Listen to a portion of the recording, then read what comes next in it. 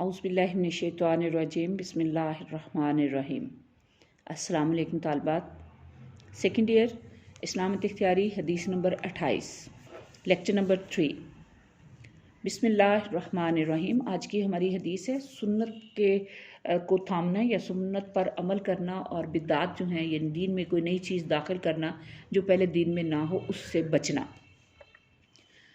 बिस्मिल्लाहिर्रहमानिर्रहीम। अबी नजी अरबास बिन सारिया, हज़रत अबू नजी अरबास बिन सारिया रज़ी अल्लाह ताला अन्हु से रवायत है।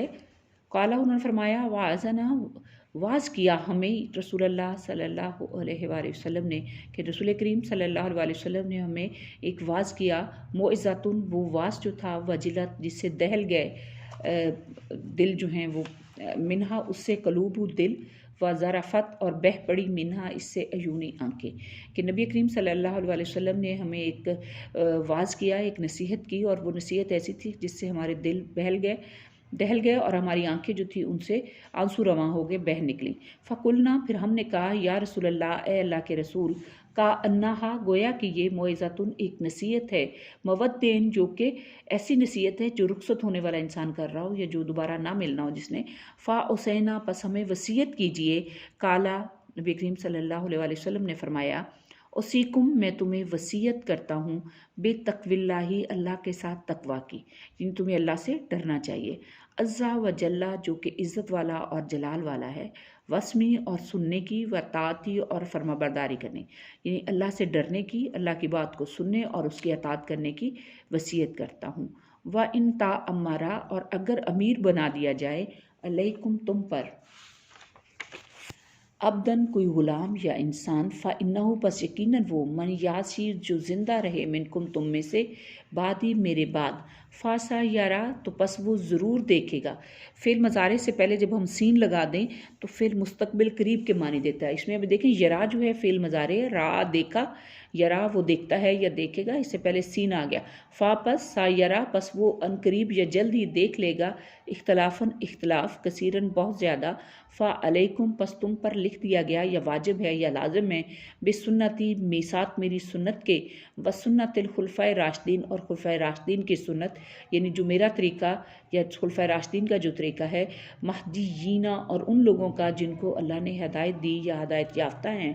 अज़्ज़ू पकड़ो दबा लो अलैहा इस पर बिनवाजिज़ी पिछले दांतों से, और इसको इतनी यानी पिछले जो दांत हैं जो हमारे ज़्यादा ताकत उनसे उसको दबा लो यानी मजबूती से पकड़ लो। व यकुम और तुम बचो मुहदसाती नई बातों से अलमूरी मामलात और नए अमूर या नए बातों से बचो। फ़इन्ना पस यकीनन कुल्ली बिद्दातन के हर नई बात जो है जो दीन में पहले से नहीं है और आप कोई राइज करता है या निकालता है तो उसको क्या कहा गया, फ़इन्ना कुल्ली बिद्दतन कि यकीनन हर बिद्दत जो है ज़लालतन गुमराही है, हर बिद्दत जो है वो गुमराही है। और ये इमाम अबू दाऊद और तिरमिज़ी की किताबों में ये हदीस हसन सही है। और इस हदीस मुबारक में चंद इस्लामी असूल जो हैं वो बयान किए गए हैं। सबसे पहली बात ये कि नबी करीम सल्लल्लाहु अलैहि वसल्लम ने जो वाज़ फरमाया उससे सहाबा किराम को ये अंदाज़ा हुआ कि हम लोग दिल दहल गया कि ऐसा ना हो कि नबी करीम सल्लल्लाहु अलैहि वसल्लम का वक्त करीब हो या ऐसा कि जो जाने वाला हो शख्स दोबारा पास ना हो, उसकी तरफ से होता है। उसमें जो पहली आपने बात की ज़िंदगी की दुनिया में कामयाबी और आखिरत में भी कामयाबी के लिए जो नुस्खा दिया गया उसमें सबसे पहली बात क्या है, तकवा, यानी अल्लाह से डरना। तकवा नबी सल्लल्लाहु अलैहि वसल्लम ने खुद भी इसकी तारीफ़ करते हुए ये फरमाया कि तकवा जो है वो इशारा किया कि दिल के अंदर होता है, यानी इंसान चाहे महफिल में है तन्हाई में है वो अल्लाह से खौफ इख्तियार करे और वो डर कर रहे और अपनी नेक जो काम है जिनका अल्लाह ने हुक्म दिया वो करे और जो बुरे काम है उनसे बच कर रहे। और इसके साथ साथ ये भी है एक कुरान पाक में शायद होता है कि अल्लाह ताला ने हलाल और हराम जो है वो वाज़े कर दिए हैं, लेकिन उसके साथ साथ एक तीसरी चीज़ मुतशाबिहात है और मुतशाबिहात से भी बचने का हुक्म दिया गया कि जिसके बारे में आपको क्लियर ना हो, वाज़े ना हो कि ये हलाल है या हराम, तो उससे अपने आप को उसका दामन जो है उससे बचा के रखें, उसे समेट के चलें। जैसा कि नबी सल्लल्लाहु अलैहि वसल्लम एक दफ़ा रास्ते में जा रहे थे और आपको एक खजूर गिरी हुई मिली, आपने उठाई, साफ़ किया और खाने की नीयत से, लेकिन उसी वक्त फिर आप रुक गए और फरमाया कि मुझे अगर यही खौफ लाहक हुआ कि ये सदक़े की ना हो तो आपने उसको नहीं खाया। तो ये शुबा उनके दिल में आया, ये शक पड़ा, तो शक की बिना पर उन्होंने ये हलाल चीज़ जो थी उसको भी नहीं खाया कि ये सदक़े की ना हो, और अल्लाह ताला की ज़ात ने सदका नबी करीम सल्लल्लाहु अलैहि वसल्लम की ज़ात पर हराम करार दिया। और फिर जैसा कि कुरान पाक में शायद कुतिबा अलैकुम सयामा कि तुम पर रोज़े फ़र्ज़ कर दिए गए कमा कुतिबा अलल्लज़ीना मिन क़ब्लिकुम जैसा कि तुमसे पहले लोगों पर फ़र्ज़ किए गए। और क्यों फ़र्ज़ किए ला अल्लाकुम तत्तकुन ताकि तुम परहेज़गार बनो। यानी अल्लाह ताला ने जो इबादात हैं उनके लिए भी ये फरमाया कि तुम जो है उससे डरो, परहेज़गार हो। कि जब रोज़े की हालत में इंसान जायज़ और हलाल चीज़ों को अल्लाह ताला की मंशा और रज़ा और उसके हुक्म के मुताबिक उन मुकर्ररा औकात में उसके करीब नहीं जाता, ये उनको अपने अपने हराम समझता है, तो ये उसकी नफ्स की इस्लाह और उसकी प्रैक्टिस है कि वो हराम चीज़ें जो हैं जिनको अल्लाह ने हराम करार दिया है या जिन पर उसको क्लियर नहीं उनके पास कैसे जाएगा।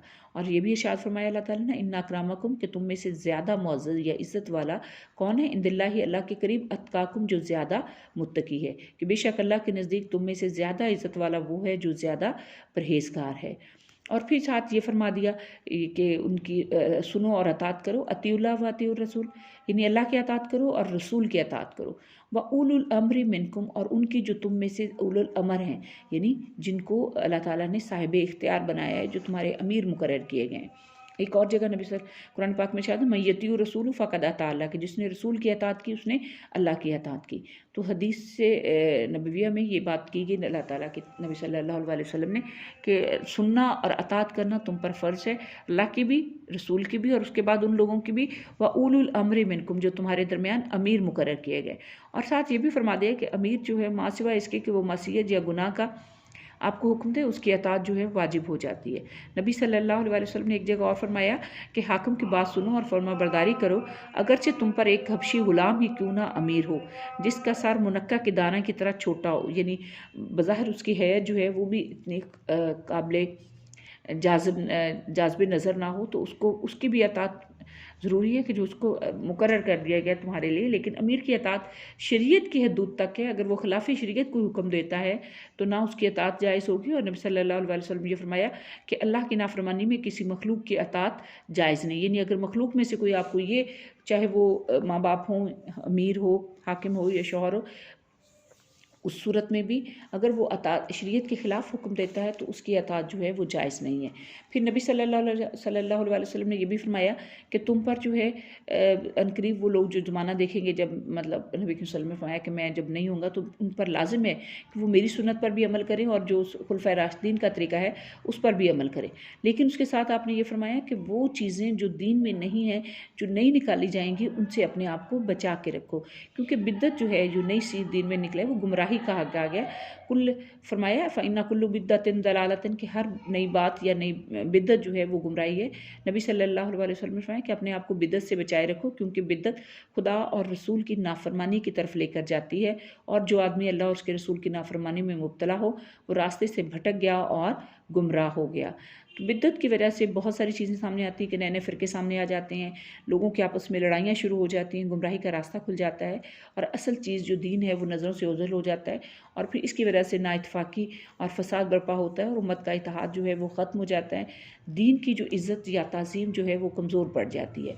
तो लिहाजा इन चीज़ों से हमें बचना चाहिए।